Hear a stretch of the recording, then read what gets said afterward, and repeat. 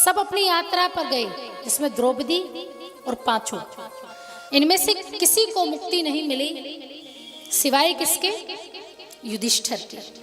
क्योंकि युधिष्ठिर साक्षात धर्म के अवतार थे और दान आदि भी सबसे ज्यादा युधिष्ठिर ही किया करते थे, क्योंकि वो ज्ञानी थे। वो सब वेद शास्त्रों के ज्ञान से जानते थे कि क्या करना चाहिए। इसी प्रकार से युधिष्ठिर जी महाराज को क्या मिला? मोक्ष मिला। यानी उसी के लिए स्वर्ग के द्वार खुले थे, बाकी सबके लिए बंद हो गए। क्योंकि द्रौपदी भी एक प्रकार से क्या थी? निश्चल नहीं थी, अहंकारी हो गई थी, आसक्ति से लिप्त हो गई थी। क्यों? क्योंकि वो पांचों में सबसे ज्यादा प्रेम किसको करती थी? अर्जुन। और इसी के कारण ही द्रौपदी को स्वर्ग नहीं मिला। नकुल और सहदेव इन दोनों को अपने रूप पर बड़ा अहंकार था, इसी कारण उनको भी स्वर्ग नहीं मिला। अर्जुन को अपनी भुजाओं पर, अपने बल पर बड़ा अहंकार था, इसलिए अर्जुन को भी स्वर्ग की यात्रा में जाने का अवसर नहीं मिला, सौभाग्य नहीं मिला। लेकिन युधिष्ठिर जो धर्म के अनुगामी थे, पथगामी थे, उनमें ना अहंकार था, ना काम था, ना क्रोध था, ना लोभ था, जिसके कारण उनको स्वर्ग मिला। दो को स्वर्ग मिला था, क्योंकि जब यात्रा हो रही थी तो साथ साथ युधिष्ठिर महाराज के एक श्वान यानी कुत्ता भी चल पड़ा था, और उसने अनुसरण किसका किया? युधिष्ठिर महाराज का अनुसरण किया। जैसे जैसे युधिष्ठिर महाराज गए वैसे वैसे उसने अनुसरण किया।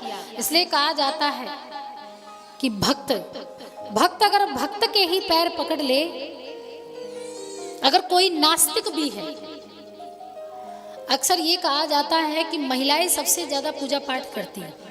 पुरुष जब पूजा पाठ करता है तो उसका फल हो सके भी पत्नी को ना मिले, लेकिन पत्नी जब पूजा पाठ करती है, कोई सत्कर्म करती है, तो उसका आधा फल किसको मिलता है? पति को मिलता है। जो स्त्री पूजा पाठ करती, धर्म कर्म के कार्य करती है, तो उसका कुछ पुण्य किसको मिलता है? पति को मिलता है।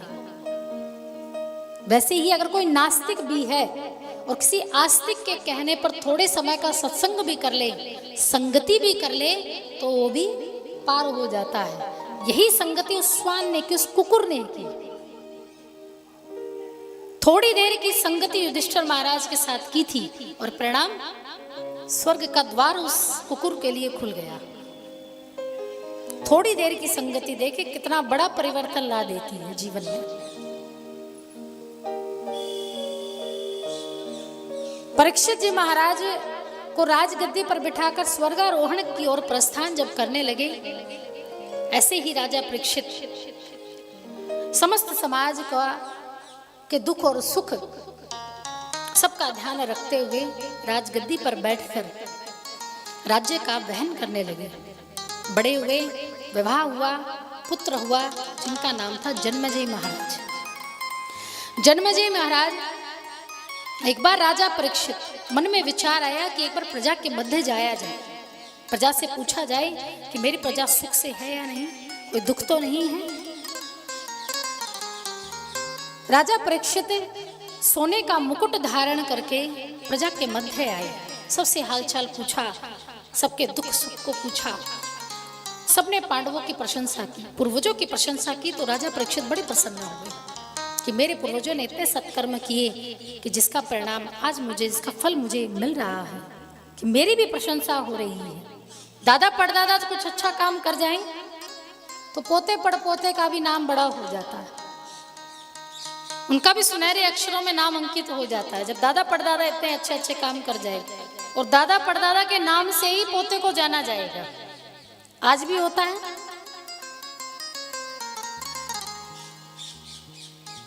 कोई नंबरदार, कोई सरपंच हो, कोई बड़े पद पर हो, तो ये फलाने के घर से है ना, उसने ये काम किया था, ये उन्हीं के घर से है। तो जो छाती है वो सीना है कितना चौड़ा हो जाता है प्रसन्नता से कि हम ऐसे वंश से।